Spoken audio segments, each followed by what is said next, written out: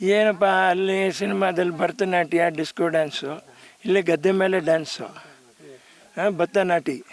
ಭರತನಾಟ್ಯ ಭತ್ತ ನಾಟಿ ಅಂದರೆ ಸತ್ಯ ಮಾಡಬೇಕು. ಇದನ್ನು ನಾಟಿ ಮಾಡಿ ಇದನ್ನು ತಿಂದ ಮೇಲೆ ಅಲ್ಲಿ ಆಡೋಕ್ಕೆ ಶಕ್ತಿ ಬರೋದು. ಇಂಡಿಯಾದಲ್ಲಿ ಭತ್ತ ಬೆಳೆಯೋರೆಲ್ಲ ನಿಲ್ಲಿಸ್ಬಿಟ್ರೆ ಹರಿಯಾಣದಿಂದ, ಮದ್ದೂರು ಮಂಡ್ಯದಿಂದ, ಶಿವಮೊಗ್ಗ ಭದ್ರಾವತಿಯಿಂದ, ಏನಪ್ಪಾಜಿ ಕೃಷ್ಣ ಮೇಲ್ದಂಡೆಯಿಂದ ಅವರೆಲ್ಲರೂ ನಿಲ್ಲಿಸಿ, ತಿರುನಲ್ವೇಲಿನೂ ನಿಲ್ಲಿಸಿ, ಚೆಂಗಲ್ಪೆಟ್ಟು, ನಾರ್ತ್ ಆರ್ಕಾಟು, ಸೌತ್ ಆರ್ಕಾಟು ಇಷ್ಟು ಜನ ಭತ್ತ ಬೆಳೆಯೋದು ನಿಲ್ಲಿಸ್ಬಿಟ್ರೆ ಏನು ಮಾಡ್ತೀರಾ? ಅದಕ್ಕೆ ಕೇಳ್ಕೊತಾ ಇರೋದು ರೈತರಿಗೆ MSP ಕೊಡಿ. ಹಿಂಗೆ ಒಂದು ಕಡೆ ನಿಮಗೆ ನೋಡಿ 10 ಜನ ಇರುವಂಥ ಒಂದು ದೇಶ, 10 ಜನ ಇರುವಂಥ ಒಂದು ದೇಶ ಅಂತ ಅಂದ್ಕೊಳ್ಳಿ. ಅದರಲ್ಲಿ ನೀವು ಶ್ರೀಮಂತರು, ವೇಣ ಶ್ರೀಮಂತ, ನನ್ನಂಥ ಒಂದು 8 ಜನ ಬಡವರು. ನೀವು 10 ರೂಪಾಯಿ ಕಟ್ತೀರಾ, ನಿಮ್ದು 20 ರೂಪಾಯಿ ಆಗುತ್ತೆ. ನಾವು 8 ಜನ 5 ರೂಪಾಯಿ ಕಟ್ತೀವಿ, 8 5 40 ರೂಪಾಯಿ ಆಗುತ್ತೆ. ನೀವು ಕಟ್ಟೋ 20 ರೂಪಾಯಿ ದೊಡ್ಡದಾಗತ್ತಾ, ನಾವು ಕಟ್ಟೋ 40 ರೂಪಾಯಿ ನಿಮಗಿಂತ ಜಾಸ್ತಿ ಆಗುತ್ತಾ? ಯಾರಿಗೆ ರಿಲೀಫ್ ಕೊಡ್ತೀರಾ? ಬಡವ್ರಿಗೆ ರಿಲೀಫ್ ಕೊಡಿ, ರೈತರಿಗೆ ರಿಲೀಫ್ ಕೊಡಿ. ಅರ್ಥ ಆಗ್ತಾ ಇದ್ದೀರಾ? ಜಾಸ್ತಿ ಕೊಡ್ತಾ ಇರೋದು ಯಾರಪ್ಪಾಜಿ? ರೈತರೇ, ಬಡವರೇ ಜಾಸ್ತಿ ಕೊಡ್ತಾ ಇರೋದು. ಬಡವ್ರನ್ನೇನು ಮಾಡ್ಬೇಕು? ಬಡವ್ರನ್ನೇನು ಮಾಡ್ತೀರಾ? ಯಾಕೆ ಟ್ಯಾಕ್ಸ್ ಹಾಕ್ತೀರಾ? ಮತ್ತು ಬಡವ್ರು ಟ್ಯಾಕ್ಸ್ ಕಟ್ಟಲಿಲ್ಲ ಅಂದರೆ ನಿಮ್ಮ ಖಜಾನೆ ಖಾಲಿ ಆಗೋಗ್ಬಿಡುತ್ತೆ. ಅದರಿಂದ ನಾನು ಹೇಳ್ತಾ ಇದ್ದೀನಿ, ಬಡವ್ರಿಗೆ ಆದಷ್ಟು ರಿಯಾಯಿತಿ ಕೊಟ್ಬಿಟ್ಟು ಅವ್ರನ್ನ ಬದುಕ್ಸೋಕ್ಕೆ ನೋಡಿರಿ, ಅಷ್ಟೇ. ಇನ್ನೇನು ಹೇಳೋಣ? MSP ಬೇಕು. ರೈತರ ನಾವು ಭತ್ತ ಪೈರು ಬೆಳೀತಾ ಇದ್ದೀವಿ. ನಾನು ತೋರಿಸ್ತಾ ಇರೋದೊಂದು ಹುಮ್ಮಸ್ಸಿಗೆ ಜನಕ್ಕೆ ಬರಲಿ, ಡಲ್ಲಾಗಬಾರ್ದು. ಇದೊಂದು ಕಲಾಚಾರ ನಮ್ಮನ್ನು ಬಿಟ್ಟೇ ಹೋಗಬಾರ್ದು. ರಾಗಿನೂ ಅಷ್ಟೇ. ಈಗ MR1 ಎಲ್ಲ ಬೆಳೀತಾರೆ. ನಾನು ಹೇಳ್ತೇನೆ ಗಿಡ್ ರಾಗಿ ಅಂತ ಹೋಗಿ ಹುಡ್ಕೊಂಬರ್ಬೇಕು. ಬರೀ 90 ದಿವ್ಸಕ್ಕೆ ಬರುತ್ತೆ, ಬೆಳ್ಳಿಗಿರುತ್ತೆ ಮುದ್ದೆ. ಅದರದ್ದು ನೀವು ಏನಾದರೂ ಹುರಿದಿಟ್ಟು ಮಾಡಿಬಿಟ್ಟು ಕ್ಲೀನಾಗಿ ಸಕ್ಕರೆ ಹಾಕ್ಕೊಂಡು ಇಲ್ಲ ಮಾಡಿ ಕಲ್ಸ್ಕೊಂಡು ನೀವು ರಾಗಿ ಗಂಜಿ ಕುಡಿದ್ರೆ, ರಾಗಿ ಇಂಬ್ಲಿ ಮಾಡಿದ್ರು, ಈರುಳ್ಳಿ ಹಾಕ್ಕೊಂಡು ಅದನ್ನು ಮಾಡ್ಕೊಂಡು ತಿನ್ನೋಕ್ಕೆ ಫಸ್ಟ್ ಕ್ಲಾಸ್ ಆಗಿರುತ್ತೆ. ಅದು ಆಗಬೇಕು, ಭತ್ತ ಆಗಬೇಕು. ನಾನು ಹೇಳ್ತಾ ಇದ್ದೀನಿ, ಹೈಬ್ರಿಡ್ ಕೊಡಬೇಡಿ, ಹೈ ಈಲ್ಡಿಂಗ್ ಕೊಡಿರಿ. ಭತ್ತ ಈ ಬೀಜದ ಒಂದು ಸಂಸ್ಥೆಗಳಿದೆಯಲ್ವಾ, ನಾನು ಹೇಳಿದೆ ಅವ್ರ ಹತ್ರ ರಿಕ್ವೆಸ್ಟ್ ಮಾಡ್ಕೋತಾ ಇರೋದು, ಒಳ್ಳೆ ಬಿತ್ತನೆ ಕೊಡಿ. 90ರಿಂದ 100 ದಿವ್ಸಕ್ಕೆ ಮನೆಗೆ ತೊಗೊಂಡು ಹೋಗ್ಬೇಕು. ಅಂಡಿಡಿರಿ. ಒಂದು ತಲೆಮಾರು ಪುಟ್ರುದ್ರಯ್ಯ, ಮರಿಗೌಡರು, ಲಾಲ್ಬಾಗು, ಇವರೆಲ್ಲ ಕಷ್ಟಪಟ್ಟು ತೋಟಗಾರಿಕೆ ಪ್ರತಿಯೊಂದು ಬಗ್ಗೆನೂ ಅವರು ಒಂದು ಮಾಹಿತಿಗಳು ಕರೆಕ್ಟಾಗಿ ಕೊಟ್ಟು ಹೋದರು. ನೀವು ಮುಂದಿನ ತಲೆ ನೀವು ಓದ್ತಾ ಇದ್ದೀರಾ, ಎಲ್ಲ ಮಾಡ್ತಾಯಿದ್ದೀರಾ, ನನಗೆ ಗೊತ್ತು. ನನಗೆ ಅಕ್ವಾಕಲ್ಚರ್ ಮಾಡ್ತೀರಾ, ಇನ್ನೊಂದು ಮಾಡ್ತೀರಾ, ಮತ್ತೊಂದು ಮಾಡ್ತೀರಾ, ಎಲ್ಲನೂ ಫೈನು, ನಾನಿಲ್ಲ ಅಂತಂತ ಹೇಳಲಿಲ್ಲ. ಆದರೆ ಭೂಮಿನ ನಂಬ್ಕೊಂಡು ಬೆಳೆಯೋ ರೈತನಿಗೆ ನೀವೇನು ಮಾಡಿಕೊಡ್ತಾ ಇದ್ದೀರಾ ಅವನಿಗೆ ನೋಡಿರಿ. ವೈರಲ್ ಫ್ರೀ ಬಿತ್ತನೆ ಕೊಡಬೇಕು, ವೈರಸ್ ಇಲ್ದಿರುವಂಥ ಬಿತ್ತನೆ ಮಾಡ್ತಾಯಿದ್ದೀರಾ, ಸಂಶೋಧನೆ ಮಾಡ್ತಾಯಿದ್ದೀರಾ ನೀವು. ಟೆಸ್ಟ್ ಪ್ಲಾಟ್ ಹಾಕಿದರೆ ಅಷ್ಟೊಂದು ಟೆಸ್ಟ್ ಪ್ಲಾಟು. ನಾನು ಅದನ್ನೇ ಹೇಳ್ತಾ ಇದ್ದೀನಿ. ಅದು ವಿಜ್ಞಾನನೇ, ಅದು ಸಾಮಾನ್ಯ ವಿಷಯ ಅಲ್ಲ. ಬ್ಯಾಕ್ಟೀರಿಯಲ್ ಲೀಫ್ ಬ್ಲೈಟ್ ಅಂತಂತ ಹೇಳ್ತೀವಿ ನಾವು. ಅದೊಂದು ಕಾಯಿಲೆ, ಅದು ಬ್ಯಾಕ್ಟೀರಿಯಾದಿಂದ ಬರೋದು.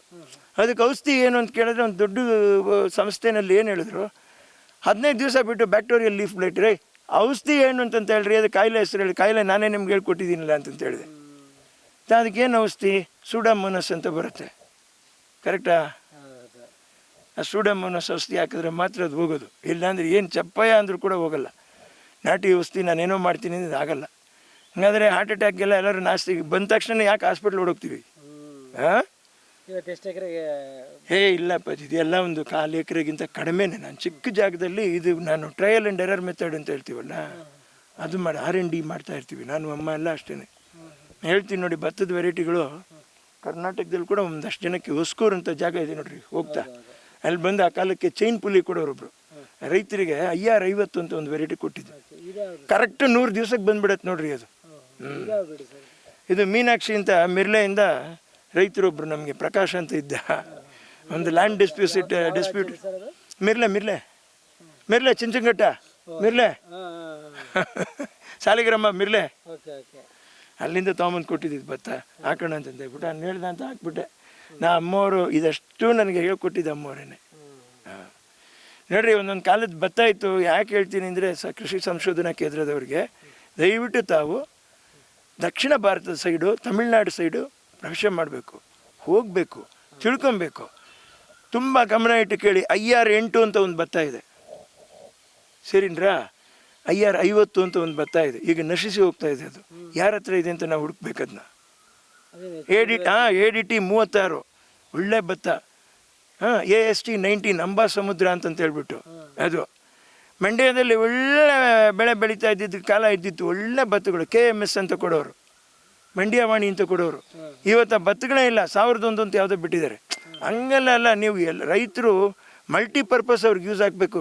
ನೀವು ರಿಸರ್ಚ್ ಮಾಡ್ತಾ ಇರಬೇಕು, ಪ್ಯಾಡಿ ರಿಸರ್ಚ್ ಮಾಡ್ತಾ ಇರಬೇಕು. ನನ್ನ ತಾಯಿಯವರು ಈಗ ಇಲ್ಲಿ ನಾವು ಹಾಕಿರ್ತೀವಿ ಭತ್ತನ, ಇದು 100-120 ದಿವಸದ ಬರುತ್ತೆ. ಇದು ಒಟ್ಲು ಸೇರಿಬಿಟ್ಟು 120 ದಿವಸದ ಬರುತ್ತೆ. ಬರ್ತಾ ಬರ್ತಾ ಬರ್ತಾ ಏನಾಗುತ್ತೆ, ಈ ತೆಂಡೆ ಹೊಡಿಯುವಾಗ ತೆನೆ ಬರುವಾಗ ಈಚೆ ಕಡೆ ಆವಾಗ ಮೊದಲೇ ಕೆಲವೆಲ್ಲ ತೆನೆ ಬಂದುಬಿಡುತ್ತೆ, ಅದ್ರ ಮಿಕ್ಸಡ್ ಇರುತ್ತೆ. ಅಮ್ಮ ಅದನ್ನು ದಿನ ಲೆಕ್ಕ ಮಾಡು ಅಂತಂತ ಹೇಳಿದೆ. 20-30 ದಿವಸಕ್ಕೆ ಮುಂಚೆ ಅದು ಬರೋದು. ಫಸ್ಟ್ ಅದಕ್ಕೆಲ್ಲ ಗಂಟು ಕಟ್ಬಿಡು ಅಂತ ಹೇಳೋರು. ಗಂಟು ಕಟ್ಬಿಟ್ಟು ಒಂದು ಪೌರ್ಣಿಮೆ ಒಂದು ಅಮಾವಾಸ್ಯೆ ಚೆನ್ನಾಗಿ ಒಣಗಿಸ್ಬಿಟ್ಟು ಅದನ್ನ ದಾಟಿದ ಮೇಲೆ ಬಿತ್ತನೆ ಮಾಡ್ಕೊಂಡು ಇದನ್ನ ಎರ್ಚ ಅಂತ ಹೇಳೋರು. ಅರ್ಥ ಆಯ್ತಾ ನಿಮಗೆ? ಕಂಡಿಡೀರಿ ರಿಸರ್ಚ್ ಸ್ಟೇಷನ್ನಲ್ಲಿ ಅಂತ ಅದೇ ಹೇಳ್ತಾ ಇರೋದು. ನೀವು ಅಲ್ಲಿ ಇಟ್ಕೊಂಡ್ಬಿಟ್ಟು ಟೆಲಿಸ್ಕೋಪ್ನಲ್ಲಿ ಇನ್ನೊಂದು ನೋಡಿಬಿಟ್ಟು don't do all those things, ದಯವಿಟ್ಟು ಮಾಡಬೇಡಿ. ಇದು ರಿಸರ್ಚ್. ನನ್ನ ತಾಯಿಯವ್ರ ಪಾಪ 2ನೇ ಕ್ಲಾಸ್ ಓದ್ದವ್ರು ಅವರು. ತುಂಬ ವಿಶೇಷ. ಅವರು ಇದೆಲ್ಲ ಮಾಡಿದ್ರಿಂದ ಮಾತ್ರ ನನ್ನ ತಾಯಿಯವರಲ್ಲಿ ಉಳಿಯೋಕ್ಕಾಯ್ತು. ಕೊನೆಗೆ ಒಬ್ಬ ರೈತನಿಗೆ 1 ಲಕ್ಷ ಇದ್ದರೆ 1 ಕೋಟಿ ಇದ್ದಂಗೆ ಅಂತ ನನ್ನ ತಾಯಿಯವರು ಯೋಚನೆ ಮಾಡಿ 62-63ನೇ ಇಸ್ವಿನಲ್ಲಿ ಜಮೀನು ಮಾಡ್ತಾರೆ ತಮಿಳ್ನಾಡಿನಲ್ಲಿ. ಅವಾಗ 12,000 ರೂಪಾಯಿಂದ 15,000 ರೂಪಾಯಿಗೆ ಒಂದು 12 ಎಕರೆ ತೊಗೋತಾರೆ.